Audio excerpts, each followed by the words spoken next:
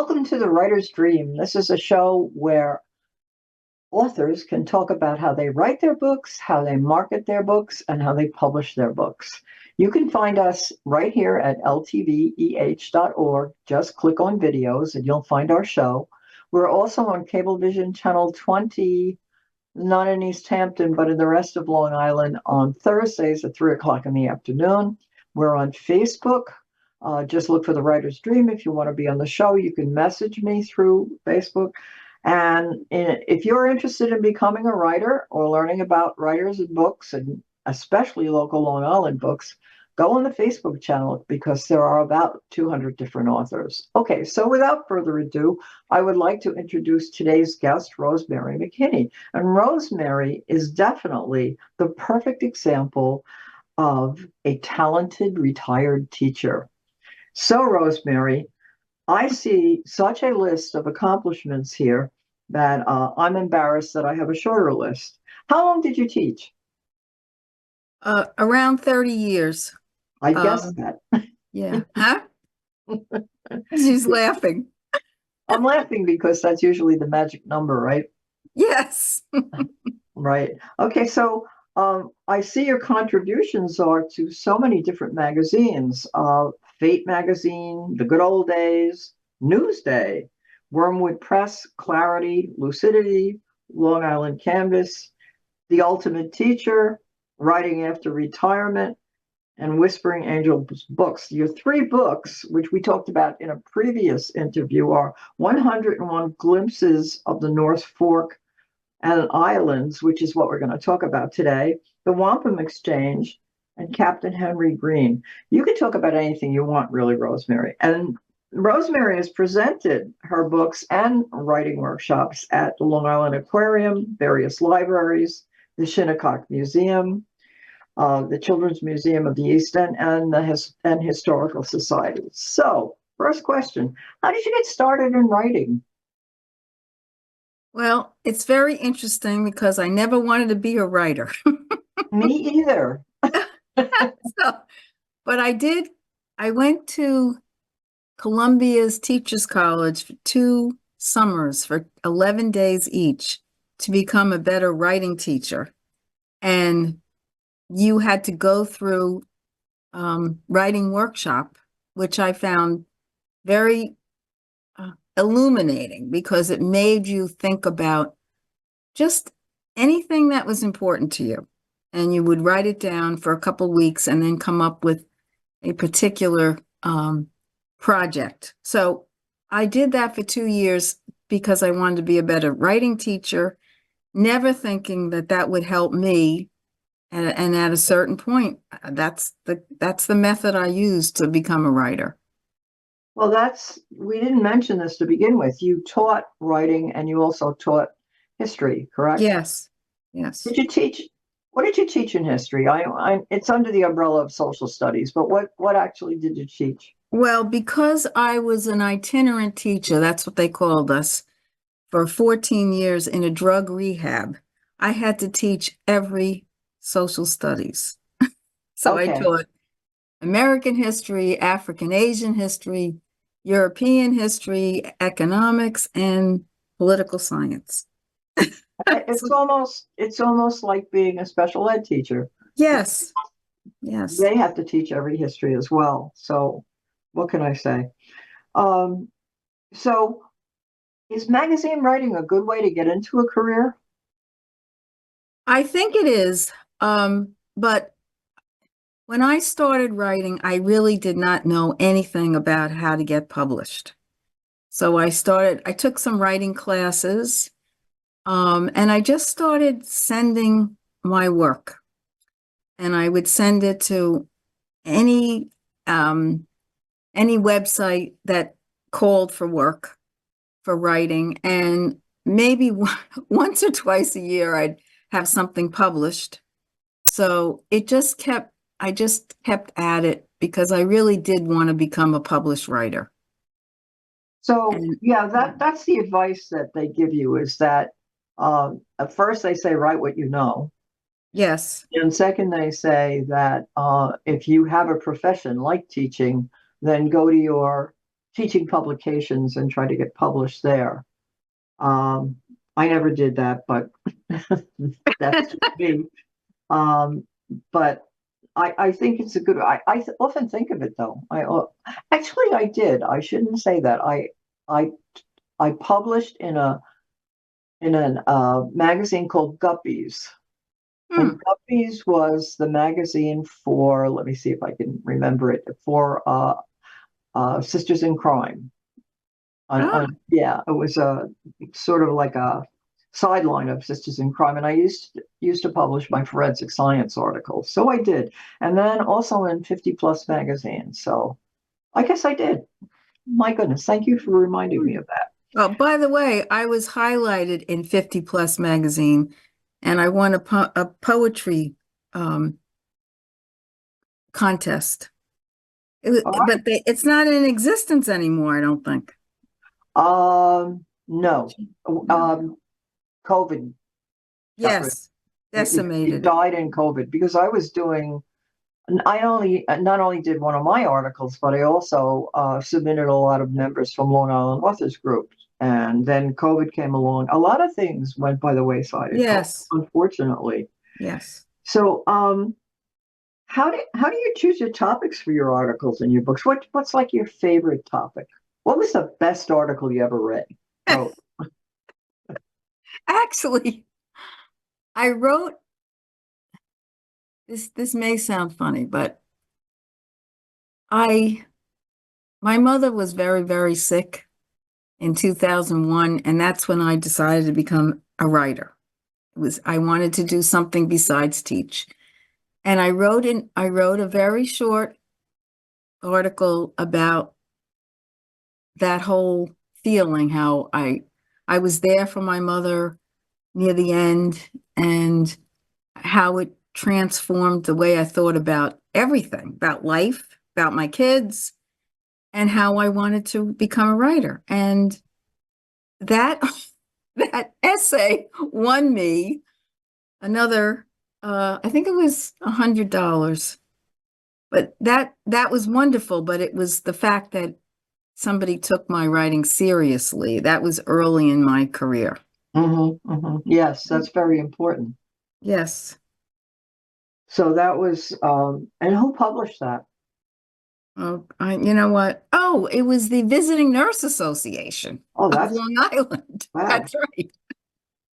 It's funny because I interview a lot of authors, and in having the conversation, we begin to realize how your profession and your personality and the place you live in really opens up a lot of venues for you to publish Hmm. things, and if you're not publishing them, to at least highlight them.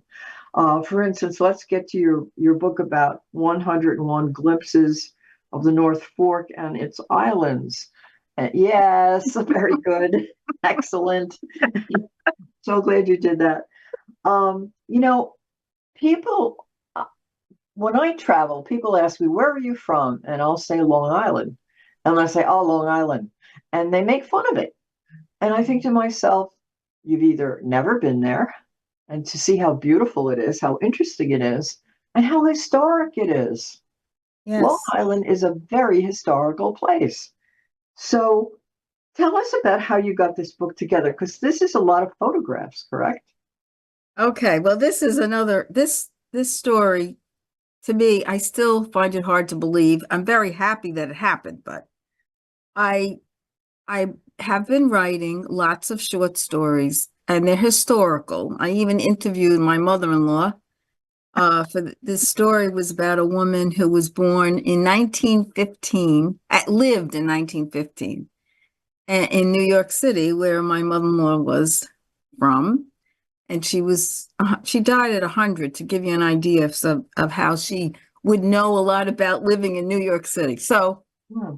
that story, I sent that story to History Press, and I got the nicest rejection I ever got. Uh, The editor said they did not publish short stories at all, but she enjoyed my story and good luck in the future. And then the next day she emailed me and she said, "Would you like to write a book for us?" Well, Wow. yes. So for someone who didn't, had no idea that this was going to happen, and I was so thrilled, and I was jumping up and down in my room when I heard this, but I did not know how to set up 100 pictures. I did not know how to do any of this, but I thought if I say no, I'll never get this opportunity again. Exactly. And I'm sure they gave you a lot of help. Actually, Oh. I went. I was kind of I went into this blind because it's a lot of technical stuff, taking a Right. hundred pictures, but I didn't know. I thought I had to pay for all this.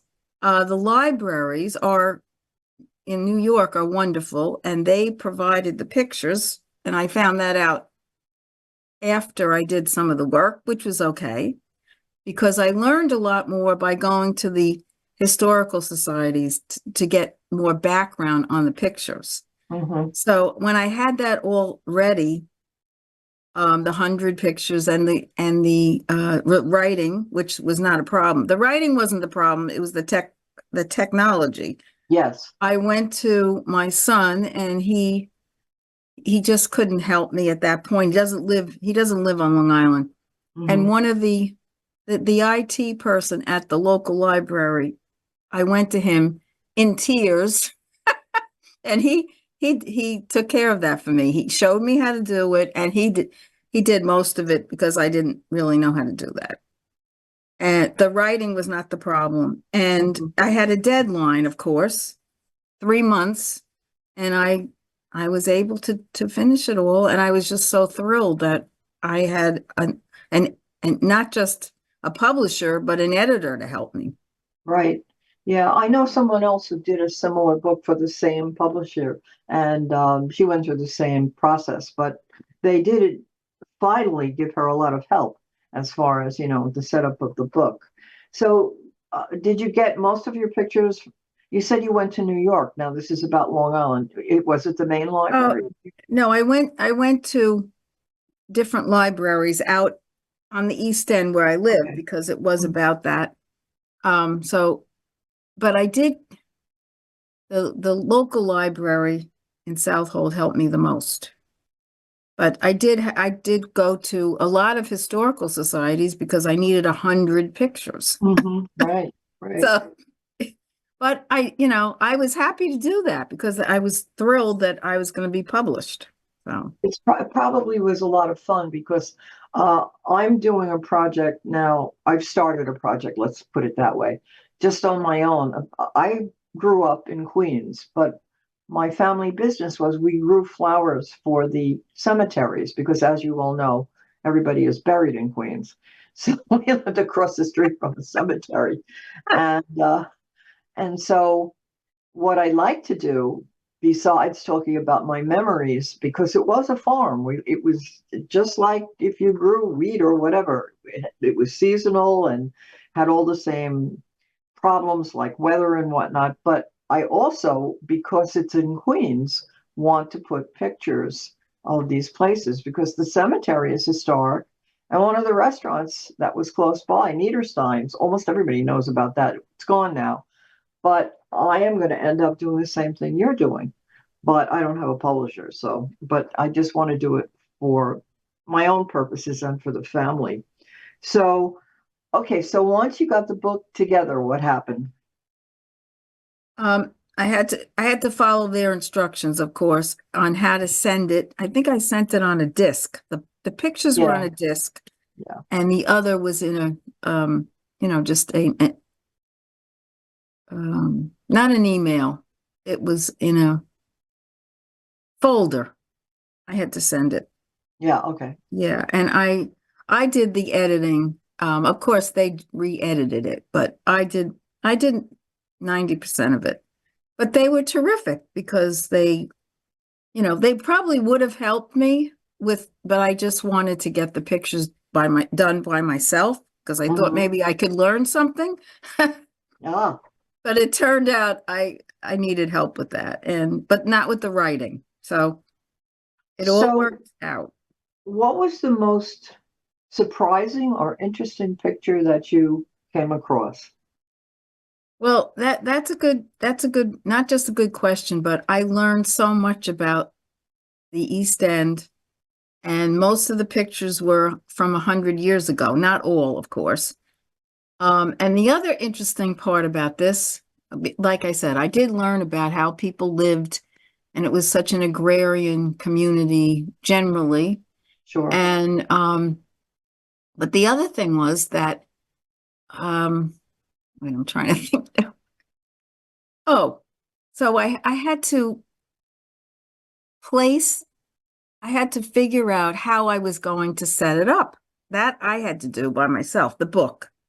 So I separated all the departments and the topics, and then I learned that I wanted to place the wineries in the book, which are not that old, as you know, from the Right. 70s. Right. And I had to convince the editor, it was not a problem because I explained how important it is out here. So that was added, and of course that's only from the 70s, so it's not 100 years ago. But I Right. learned so much about how people lived back then. I think that was the takeaway for me, and it shows in the book. Yeah, and so many of the farms that are owned out there, and so many of the businesses, the names go back and back and back.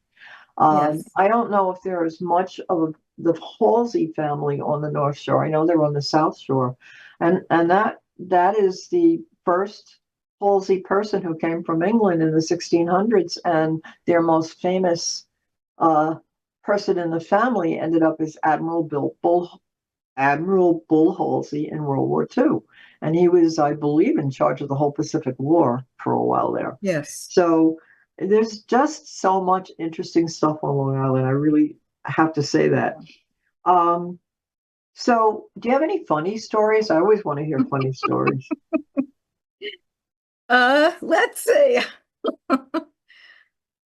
What I think is funny is that the editor said she loved my story, but they don't publish it. That I thought was pretty funny until she said, we can't help you. And then the next day, would you write a book for me? I mean, I just was thrilled. Let's put it that way. Yeah, absolutely. Oh yeah, I can tell you a couple funny stories. So I'm a history buff. And Mhm. when I started doing the research on the homes, a lot of people have a lot to say and the information is not true. Let me put it that way. And a lot of, especially out here, the first 13 families that's settled in Southold, the first group, a lot of the stories were handed down. It's like anything that's handed down over hundreds of years, couple hundred years, the story changes. A little bit, Yeah. right? So to give you one example, in my book, I wanted to find the slaves that were in Shelter Island. Okay. Actually, not Shelter Island. Oh gosh, I'm I trying to know think. there's a slave cemetery, or slaves are buried right outside of the town of the little town Orient.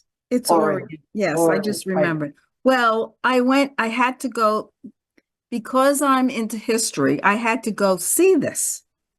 So I invited a couple of my friends and we went, well, I don't know, 5 or 6 years later, maybe more than that. That wasn't, they, slaves were not buried there. The family did say they were buried there, but they actually went and dug in the ground scientifically, Mm-hmm. and that wasn't true. So, see, you don't know this when you're doing the research. This is and it's written down. It's not like I Yes, got this from that's the how I air. knew about it. Yeah, that's what they knew. So that was not, I mean, funny, not funny, haha, but Yes. interesting that that's not necessarily true. But I had to go and see that. I'm trying to think of the family because I can't think of the family name right this minute. And it's in my book, of course. But and the other funny thing is that name, there was a woman on the I went to Glen Cove High School. The name of that family, she was a trustee in Glen Cove. And I'm thinking, wow. But that was one of the first names of the people who settled in Southold. And it was just a very, I put it all together because of the history. Where But did they come from? England, they ended up in Connecticut first under the Reverend Youngs. And then they came, I believe that's another, you talk about chuckling. There were so many people who came, different Protestant groups who came, and they said, it's like, there's too many of us. So the Reverend John Youngs came across the Sound to Southold. Uh-huh. But there was a lot of traffic between Connecticut and the North Shore Yes, in those days. yes, I mean, the Culper Spy Ring. yes, but that's a lot later. Yes. Well, I love that. I have read that more than once about yeah, the spy yeah. ring. It's fascinating. And successful. And it was Yes, George Washington actually creating the first CIA. right. They were Country. I mean, that's where undercover. the CIA came from, because that came from the OSS, and that came from something before it. And Right. again, the two of us between our memories, but it was the national, or it was the American. I don't remember the name of it, but George Washington actually created the first espionage group in America. Yes. It was great. And you Yes. can actually visit Brewster's Tavern, right? In Setauket. Yes. So that's a great story too. So um, have you considered doing another book like this? No. I'm writing short stories because the Captain Henry Green book that I self-published, that was the only one of the three that I self-published. It took me 3 years to write and complete. So I decided that I'm writing short stories, and some of my most recent ones are a lot more contemporary.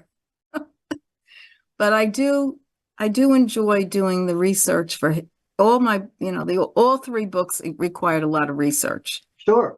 which I like to do. I know some people don't, but I enjoy Oh, that. that's my favorite part of writing a book, Yes. the research, is you find out things and it changes the story a little bit Yes. here and there. Yeah, Yes. so I like doing that as well. So what are the topics that you're writing on now for short stories?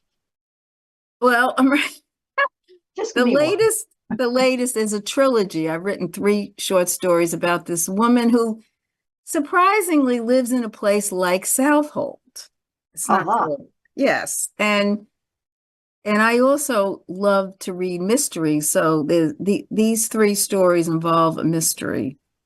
And the first one doesn't involve any blood, Uh, but it's a mystery of somebody stealing in the local community. And I don't want to say too much about how the articles are recovered. And in the end, I'm pretty sure you don't really know who is the culprit.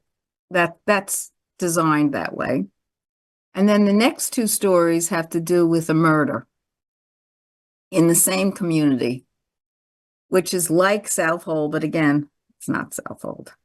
It's based on, so it's a lot more contemporary than my usual writings, all which, right, so you're delving into the world of mystery now, huh? yes. Yeah. Yeah, mysteries are fun to write, I find. What do you find the most challenging thing about writing a mystery? Um, because I read a lot of mysteries and I watch a lot of mysteries, Uh-huh. because I don't watch sitcoms or anything like that. I find that a good writer needs to sort of dovetail a lot of intrigue that's going on in the story. You don't Mhm. want it to be too straightforward. That's right. That's what I've learned. So you want a lot of I'm trying to think of the word. Red herrings. That's it. That's it. Red You want a lot herrings. of that. And oh, okay. I find that the most challenging thing about writing a mystery, and what I do is I use a flow chart on a great big post-it. And in each chapter, I show where I introduce the clue, how it proceeds through the story, because everything has to tie up at the end.